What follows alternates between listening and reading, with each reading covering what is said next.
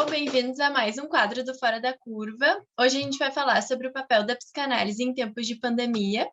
Meu nome é Isadora, sou integrante do PET e eu estou aqui hoje com a nossa convidada, Samantha. A Samantha é psicóloga clínica de orientação psicanalítica, doutora em psicologia, professora do curso de psicologia da PUC, tem pós-graduação em atenção integral a vítimas de violência pela Universidade Complutense de Madrid. É professora do curso de especialização em psicoterapia psicanalítica pela Fundação Universitária Mário Martins. E ela é diretora interdisciplinar psicológica do Instituto Proteger, né? A gente vai falar um pouco sobre isso depois.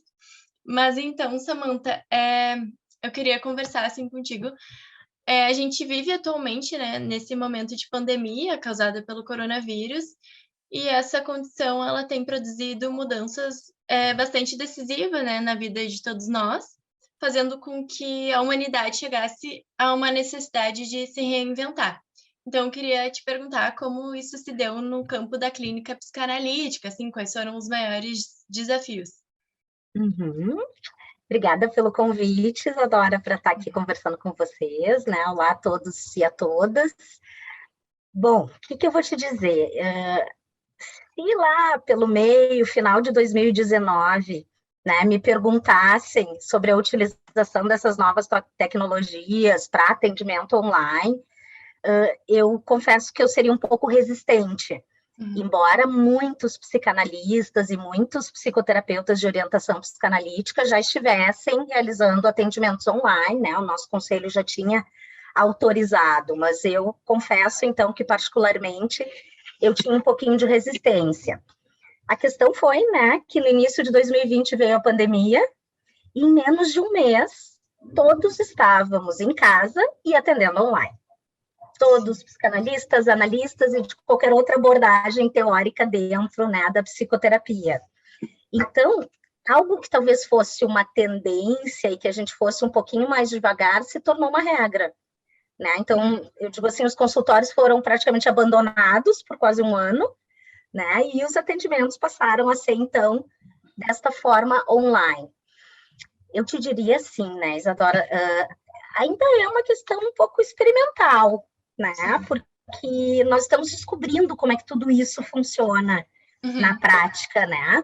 O que eu tenho visto é que funciona, me surpreendi positivamente, embora acredito que a gente teve que, num tempo recorde, né? Talvez não todos, mas assim, psicanalistas ou psicoterapeutas, né? Já atuantes há algum tempo, a grande maioria não estava nem apropriado das tecnologias, e como é que nós vamos fazer isso, né? E aos poucos, conversando, então, o que eu fiz? Fui falando com os meus pacientes e perguntando para eles qual era a plataforma que eles se sentiam mais confortáveis, para que a gente seguisse com os atendimentos. Então, me apropriei de Skype, Zoom, Google Meets, WhatsApp Vídeo, enfim, né? Foi todo um boom de adaptação. Sim. Claro que como professora também, né? Então foram muitas adaptações, sem contar tudo que a gente viveu, principalmente ano passado em casa. Mas eu tenho visto que dá certo, que nos amplia algumas questões, como poder atender pessoas que não moram na nossa cidade, no nosso estado. Então, isso também deu um acesso maior às pessoas a uma psicoterapia ou a uma análise também, né? E acho que teve um grande ganho, eu já falo de novo da psicoterapia psicanalítica, mas que foi um acesso à informação. Ou seja, eu acho que a psicanálise foi mais veiculada para as pessoas em geral. Nós vimos, já no início da pandemia, grandes psicanalistas renomados fazendo lives. Algo que nunca na vida tinha acontecido, né? Ou, assim como professora, né, que eu brinco, virei youtuber, e muitos psicanalistas também criaram canais no YouTube para falar sobre psicanálise. Eu acho isso muito bacana, porque isso aproxima e não tem problema nenhum as pessoas aprenderem sobre, saberem sobre. Isso não capacita ninguém a atender. e sim a conhecer o que é a psicanálise, como é que se trabalha em psicanálise, né? Então, Sim. acho que isso foi fantástico. Muito legal. As lives bombaram mesmo na pandemia, né? Hum? É, eu como um lugar de paciente, né, que eu faço análise, eu também estava bastante assustada, né, de como seria. E até falando assim pela troca de olhares, os gestos são muito importantes. E eu queria te perguntar, assim, se tu acha que essa terapia online, ela altera de alguma forma o processo de transferência entre o psicólogo e o paciente, né? Uhum. Acho que não. Eu acho que permite, sim, que a transferência se mantenha. Uhum. Tenho vivenciado e também tem sido interessante, porque eu tive desde aqueles meus pacientes que já eram meus pacientes no consultório e eu não atendi online, salvo algum paciente que passou um tempo no exterior e aí nós fazíamos, mas era uma coisa muito pontual e eventual. Uhum. Como recebi novos pacientes durante a pandemia que Muito eu legal. nunca os vi pessoalmente, então só no online. Mas o setting virtual tem algumas limitações? Tem, que eu acho que nós ainda estamos nos adaptando, né? Por exemplo, a questão do corpo em psicanálise, Uhum. né? Ou seja, existem afetações corporais que se tem presencialmente, mas não através da câmera, né? De uma Uhum. câmera de vídeo, de um WhatsApp, que seja, né? Isso, em alguma medida, reduz um pouco a experiência, né? Ou seja, a nossa percepção do outro se torna bidimensional Uhum. e também, normalmente, como nós estamos nos vendo aqui, né? Do Sim. colo para cima. Tu tem toda uma outra questão que não aparece. E aí, trazendo, que eu fiquei pensando, assim, que alguns pacientes até me disseram, né? Uhum. O quanto aqueles que faziam atendimento presencial, né, sentiram falta daquele até deslocamento para o consultório, Sim. como um tempo, né, de pensar um pouco, de refletir, quase assim, um preparo para chegar na Uhum. terapia, na sua sessão, a própria sala de espera, chegar um pouquinho antes, ficar ali sentado, enfim, né? Então, eu percebo que vários mencionaram isso. Então, assim, eu vou citar um psicanalista, né, que é o Theodor Hayek, ele chama isso de a atmosfera.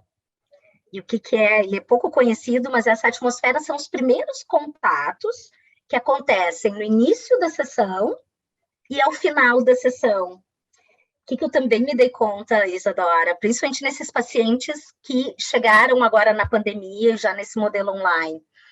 Antes, no presencial, eu tinha muito uma postura de quando eu abria a porta para chamar a pessoa na sala de espera, de deixar que a pessoa espontaneamente me cumprimentasse como ela quisesse, Assim. né? Fosse um beijo, um aperto de mão ou como fosse.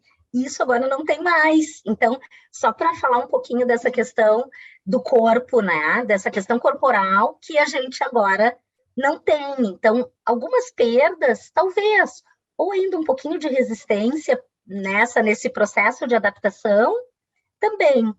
Agora, sim, até quando tu me pergunta da transferência, eu vou dizer assim, que a experiência da escuta, de uma escuta ativa, de uma escuta empática, isso se mantém. Ah, que bom, né? Eu penso muito assim nos desafios mais pelo momento de privacidade, que às vezes em casa é difícil de ter também, né? Ou daqui a pouco uma notificação no celular e já se distrai e perde aquela linha de raciocínio. Mas é isso, Uhum. né? Temos que se adaptar. Mas assim, tu falou dos corpos, né? E eu fiquei pensando assim, como a gente é um ser social, né? Esse isolamento é uma separação de corpos, né? Então, isso acaba alterando o bem-estar do indivíduo, querendo ou não. E eu queria te perguntar, assim, então, como tu diria que viver em isolamento altera o psiquismo? Acredito que alterou bastante, que alguns efeitos nós talvez só vamos poder lidar depois que esse isolamento, esse distanciamento social terminar, né? Agora, algo muito importante, né, Isadora, que eu sempre menciono, o distanciamento social não é afetivo. Isso vale para a psicoterapia também, mas vale para as nossas relações, né? Então, mas em termos de processo, no sentido do que eu penso que aconteceu durante esse distanciamento, essa pandemia, esse isolamento, eu vejo muito que as pessoas, nós, me incluo nisso, né? Nós vivíamos num ritmo muito frenético, correndo para cima e para baixo, fazendo coisas, muitas coisas, né? Muitas vezes escravos do relógio. E esse isolamento em casa propiciou um pouco mais de tempo. Com certeza. E se eu não posso fazer tanto e me sobra algum tempo, e às vezes eu não sei o que fazer com esse tempo, isso propiciou que as pessoas se voltassem um pouco mais para si mesmas. Que tem um lado muito bom de reflexão, de poder se pensar, mas também pode ser assustador, assim como uma psicoterapia. Sim.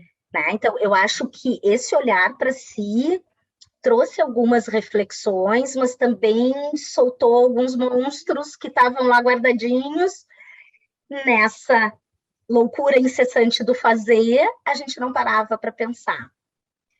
Então, essa é uma questão que eu acho que trouxe, além do próprio distanciamento, nós somos seres sociais, nós precisamos do outro, né? Da interação, de toda essa vivência que nos foi tirada. E essa é uma questão, nos foi tirada, não foi uma escolha. Eu não vou porque eu não quero, não, eu não vou porque eu não posso.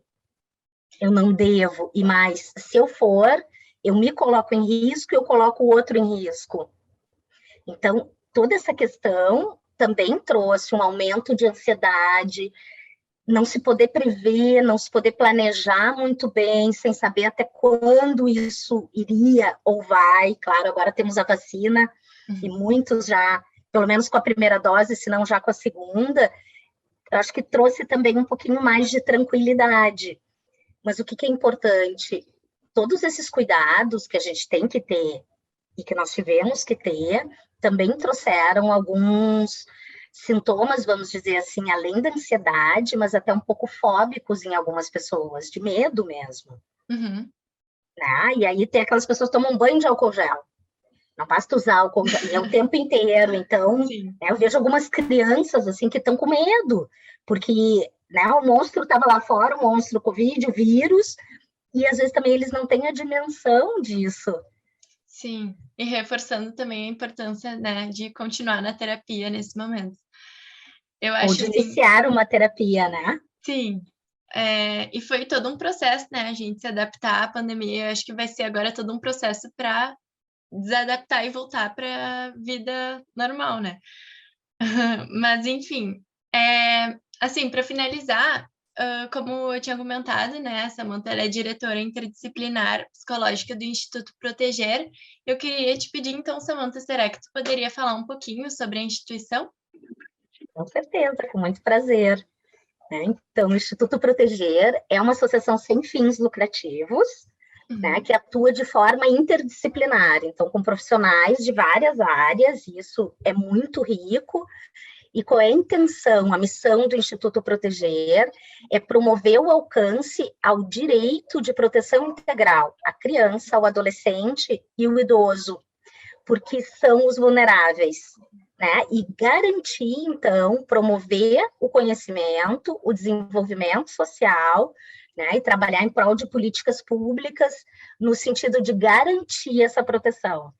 Então, somos todos voluntários, né? E aceitamos novos voluntários, sempre são muito bem-vindos, novos projetos. Então, para seguir tocando esse trabalho que é muito bonito. Muito legal. Depois a gente faz uma divulgação ali, coloca o Instagram. Mas eu acho que é isso. Muito obrigada pela tua participação. Acho que foi muito rica a nossa conversa. E é isso, assim, só agradecer, acho que foi bem legal. E eu que agradeço, foi um prazer.